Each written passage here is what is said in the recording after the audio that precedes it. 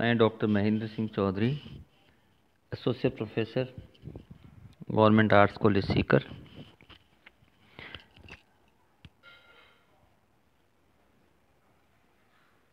Corona महामारी के दौरान राज्य सरकार के निर्देशानुसार नियमित विद्यार्थियों को घर बैठे अध्ययन सामग्री पहुंचाने के इस क्रम में आज पिछला वीडियो जो अमेरिका स्वतंत्रता संग्राम के कारणों से संबंधित था, उसी क्रम में आज अगला वीडियो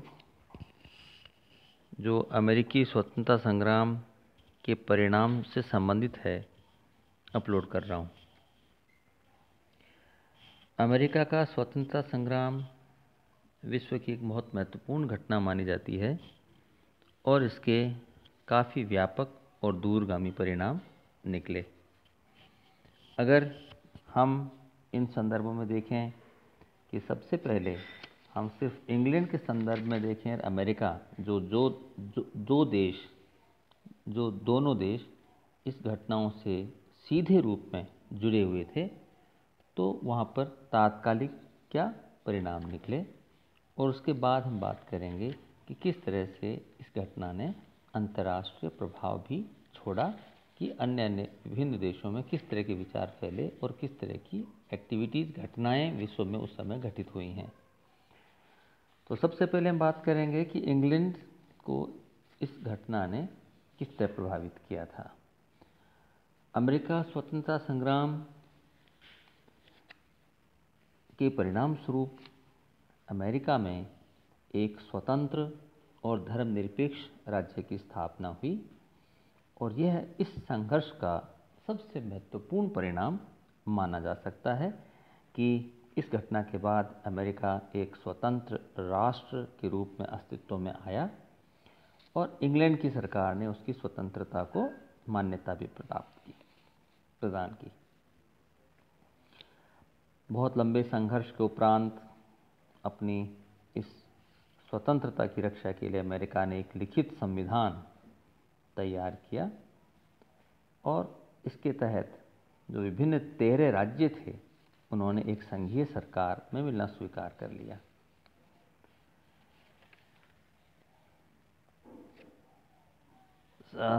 इस संविधान में सभी नागरिकों को समान माना गया और स्वतंत्रता का अधिकार प्रत्येक नागरिक को दिया गया। इस संविधान के उद्देश्यों की पूर्ति हेतु सबसे प्रमुख बात जो सामने आई वो ये थी कि राज्य को धर्मनिरपेक्ष राज्य का दर्जा दिया गया। प्रजातंत्र की दृष्टि से अमेरिका पहला देश था जिसने कि धर्म को राज्य से बिल्कुल अलग रखा और धर्म को मनुष्य का व्यक्तिगत कार्य माना गया। धर्म का प्रशासन या राज्य से कोई संबंध नहीं रखा गया। तो इस तरह का एक राज्य विश्व के मानचित्र पर अस्तित्व में आया जो पूर्णतः स्वतंत्र था, प्रजातांत्रिक मूल्यों में विश्वास करता था, सभी लोगों को समान अधिकार देने की बात करता था। और उस युग में जब धर्म और राज्य में परस्पर साठगांठ चल रही थी, वहाँ पर इसने पूर्णतः धर्मनिरपेक्ष राज्य की स्थापना की परिकल्पना को साकार किया। इस घटना से अमेरिका की आर्थिक उन्नति भी हुई क्योंकि इससे पहले यहाँ का कच्चा माल इंग्लैंड जाता था और वहाँ से तैयार माल यहाँ भेज दिया जाता था। इसके परिणाम स्वरूप अमेरिका को युद्ध के समय भी अपनी आवश्यकताओं की पूर्ति के लिए अनेक कठिनाइयों का सामना करना पड़ा, किंतु जैसे ही अमेरिका स्वतंत्र हुआ तो उसने अपने गृह उद्योग धंधों को विकसित किया। इसके परिणाम स्वरूप इंग्लैंड से माल कम आने लगा और अमेरिका से ही बड़े बड़े कारखाने, अमेरिका में जो बड़े बड़े कारखाने स्थापित हो गए थे या जो स्थापित किए जा रहे थे, उनकी वजह से यहाँ पर ही माल बहुत ज़्यादा बनने लग गया। क्योंकि जैसा कि हम जानते हैं, जब औद्योगिक विकास होता है तो उसका एक बहुत बड़ा परिणाम ये निकलता है कि वो राष्ट्र जहाँ पर औद्योगिक विकास हुआ है, इंडस्ट्रीज लग जाती हैं, वहाँ पर राष्ट्र निर्यात ज़्यादा करता है और आयात कम करता है। इस तरह से व्यापार उनके पक्ष में हो जाता है और उस देश में धन बाहर से आने लगता है माल के एवज में, और इस तरह से उस देश की आर्थिक दशा सुधरती चली जाती है। ठीक ऐसा ही अमेरिका के साथ भी हुआ। जब अमेरिका स्वतंत्र हो गया और इसका औद्योगिक विकास करना इसने शुरू कर दिया तो इस देश की आर्थिक दशा सुधरने लगी। अमेरिका का समाज भी इससे अप्रभावित नहीं रहा और उसमें भी काफ़ी बदलाव हमें देखने को मिलता है। मुख्य रूप से इस संघर्ष में वहाँ की महिलाओं ने बहुत योगदान दिया था और इस संघर्ष की सफलता के बाद अमेरिका में उत्तराधिकारी जो नियम थे उत्तराधिकार के, उनमें परिवर्तन किया गया और इस परिवर्तन के बाद जो जमींदार वगैरह थे उनकी संपत्ति उस समय तक केवल पुत्र को ही दी जाती थी, अब उसमें बदलाव कर दिया गया और परिवार के सभी सदस्यों को वो सारी संपत्ति या भूमि थी वो विभक्त की जाने लगी, सब में बांटी जाने लगी और इनमें जमींदार की जो पुत्रियां थी वो भी सम्मिलित होती थी। ये भी बड़ा बदलाव इस युद्ध के, इस संघर्ष के बाद में हमें अमेरिका में देखने को मिलता है। ये जो यह सफल जो आंदोलन हुआ उसके बाद इंग्लैंड की तरफ देखें तो इंग्लैंड में भी काफ़ी बदलाव इस समय देखने को मिलता है, क्योंकि इंग्लैंड का जो साम्राज्य था, बहुत बड़ा विस्तृत साम्राज्य था, उस पर भी विपरीत प्रभाव पड़ा और अंतर्राष्ट्रीय जगत में उसकी यश, उसकी कीर्ति, उसके प्रभाव में कमी हमें देखने को मिलती है। क्योंकि एक तो व्यापार की दृष्टि से भी उसे काफ़ी नुकसान हुआ अमेरिका के बाहर हाथ से निकल जाने से। तो विश्व में सबसे अधिक जो साम्राज्य और अधिक शक्तिशाली जो शासक था वो उस समय इंग्लैंड ही हुआ करता था और इसलिए इंटरनेशनली मतलब पूरे विश्व में उस समय इंग्लैंड की बड़ी धाक जमी हुई थी। लेकिन जैसे ही वो इस संघर्ष में अमेरिका से पराजित हुआ तो उसकी कमजोरी दुनिया के सामने आ गई कि वो तो काफ़ी निर्बल है, कमज़ोर है और विश्व के देश ये मानने लगे कि इंग्लैंड अब एक कमज़ोर देश हो गया है। इस तरह से न केवल इस संघर्ष के बाद में उसका साम्राज्य सिकुड़ने लगा या छोटा हो गया, बल्कि उसकी जो अंतर्राष्ट्रीय प्रतिष्ठा थी उस प्रतिष्ठा में भी गिरावट देखने को मिलती है।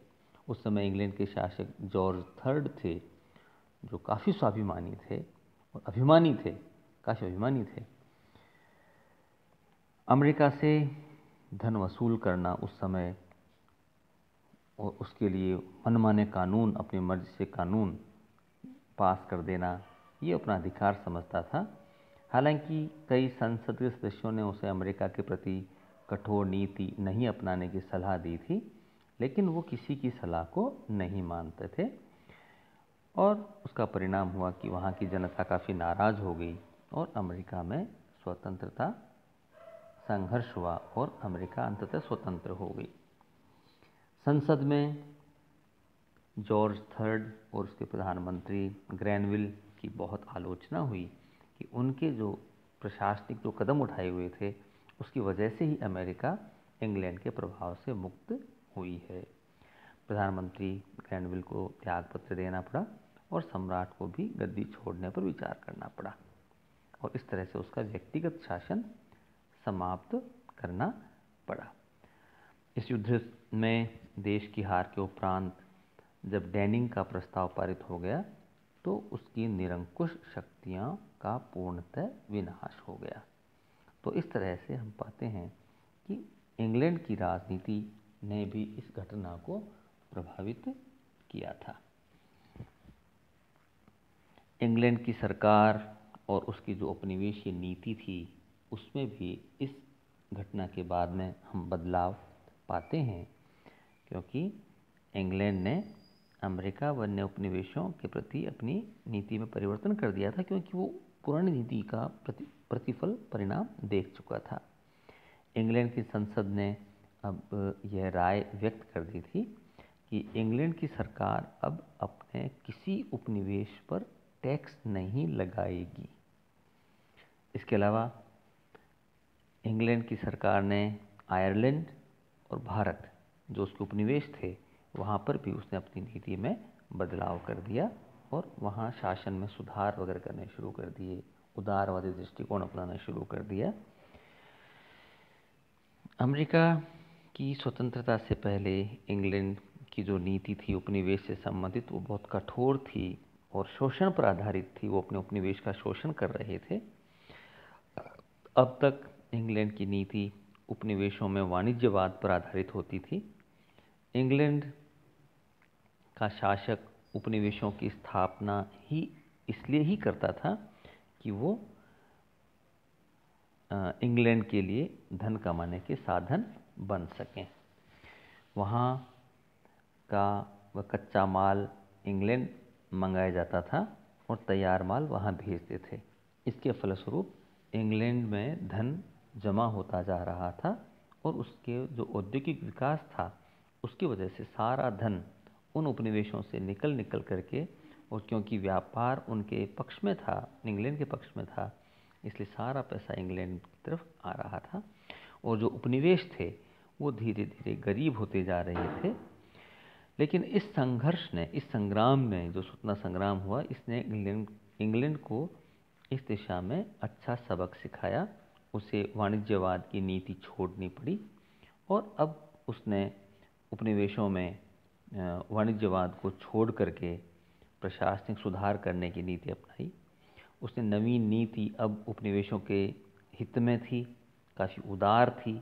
तो इस तरह का बदलाव हम औपनिवेशिक नीति में इस घटना के बाद में पाते हैं। इंग्लैंड की जो आर्थिक स्थिति थी वो अब काफ़ी कमज़ोर हो गई थी, क्योंकि इस घटना से ठीक पहले जो सप्तवर्षीय युद्ध हुआ था फ्रांस के साथ में, उसने इंग्लैंड की आर्थिक कमर को तोड़ दिया था।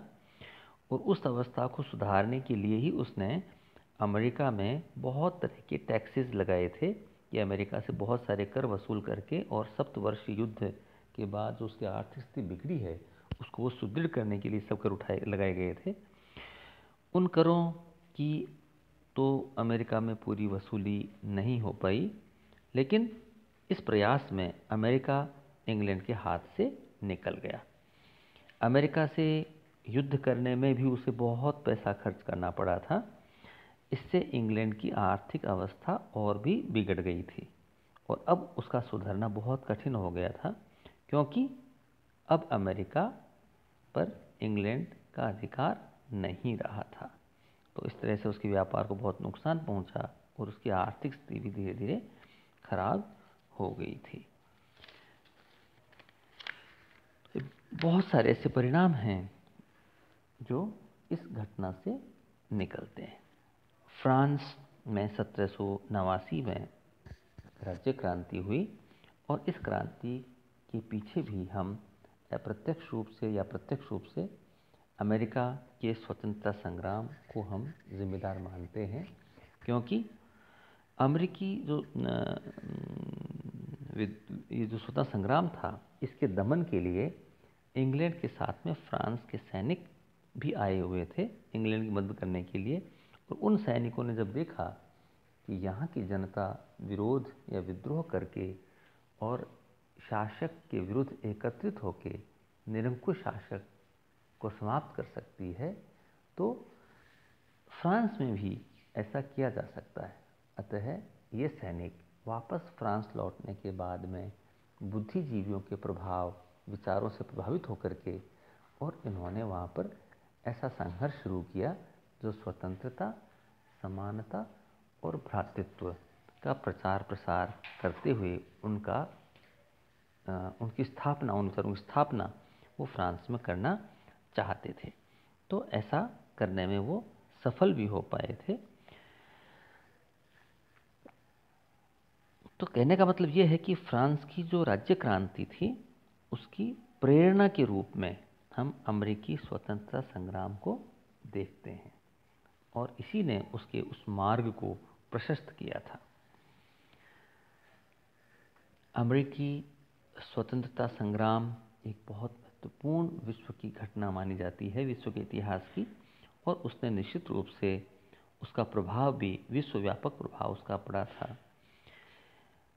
इतिहासकार भी इसे एक बहुत बड़ी घटना मानते हैं, क्योंकि जो विश्व के परिदृश्य में जो वैश्विक स्तर पर इस क्रांति के प्रभाव पड़े, उसमें हम ये मान सकते हैं कि प्रजातंत्र को विश्व में लोकप्रिय बनाने का श्रेय इस संग्राम को ही जाता है।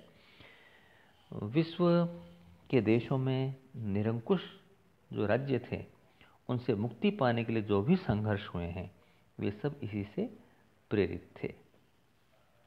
स्वतंत्रता और समानता के विचार तो इससे पहले भी प्रचलित थे, लेकिन वे विचार केवल बुद्धिजीवी व्यक्तियों तक ही सीमित थे। लेकिन इस संग्राम ने इन विचारों के लिए नए रास्ते खोल दिए। 18वीं सदी के आरंभ में यूरोप में अनेक दार्शनिक, लेखक, विचारक पैदा हुए और उन्होंने अपने विचारों से यूरोप को ओतप्रोत कर दिया। काफ़ी प्रभावपूर्ण आंदोलन भी चल पड़े, जिसे हम बौद्धिक आंदोलन के रूप में पहचानते हैं। इनमें जो बड़े बड़े चिंतक थे, विचारक थे, उसमें हम Voltaire, Montesquieu, Rousseau, Diderot, Adam Smith, Turgot ऐसे विचारक हैं जिन्होंने यूरोप के मानस पटल को उद्वेलित कर रखा था। इनके विचारों के माध्यम से स्वतंत्रता व समानता के सिद्धांत जनसाधारण के दिलों को प्रभावित करने लगे थे। इनके द्वारा प्रतिपादित सिद्धांतों को व्यावहारिक रूप सबसे पहले अमेरिका में ही मिला और उनके विचारों के अनुसार लिखित संविधान सबसे पहले विश्व के सामने अमेरिका ने ही प्रस्तुत किया था। तो ये काफ़ी बदलाव इस तरह के हम पाते हैं। मानव समाज में इस चिंतन से नवीन युग का सृजन हुआ। मानवता के लिए एक आशा की किरण थी अमेरिका स्वतंत्रता का आश्रय स्थल बन गया था। अमेरिका के घोषणा पत्र में यह स्पष्ट कर दिया गया था कि सब मनुष्य समान हैं, सरकार उनकी अनुमति से ही निर्मित होनी चाहिए। तो इन दार्शनिक विचारकों ने धर्म व्यवस्था व दैव सिद्धांत पर आधारित सरकार की भी आलोचना करना आरंभ कर दिया था। तो इस तरह का बदलाव हम पूरे विश्व में इस समय पाते हैं। अमेरिका के स्वतंत्रता संग्राम को, जैसा कि अभी बताया, हम विश्व इतिहास में बहुत महत्वपूर्ण इसे मानते हैं। इसी ने विश्व के लोगों के सामने यह विचार रखा कि राष्ट्रीय जागरण हो जाने के उपरांत उपनिवेशों को कोई भी सरकार अपने अधिकार में नहीं रख सकती है। इस संग्राम ने यह प्रमाणित कर दिया था कि वाणिज्यवाद की नीति से उपनिवेशों का सिवाय आर्थिक शोषण के और कुछ नहीं होता है। अतः उपनिवेश भी अपनी अपनी स्वतंत्रता के लिए अब धीरे धीरे जागरूक होने लगे थे। इस संग्राम ने दैवी सिद्धांत पर आधारित वंशानुगत राजतंत्र को समाप्त कर दिया था। तो इस तरह के बहुत सारे बदलाव इस स्वतंत्रता संग्राम के बाद में हमें विश्व में उभरते हुए दिखाई देते हैं। तो इस घटना ने हम ये कह सकते हैं कि भले ही राजनीतिक पक्ष हो, आर्थिक पक्ष हो, संवैधानिक पक्ष हो, अधिकारों की बात हो, स्वतंत्रता की बात हो, उपनिवेशों के शोषण के विरुद्ध होने वाली बात हो, सभी संदर्भों में इस घटना ने निश्चित रूप से विश्व को प्रभावित किया था।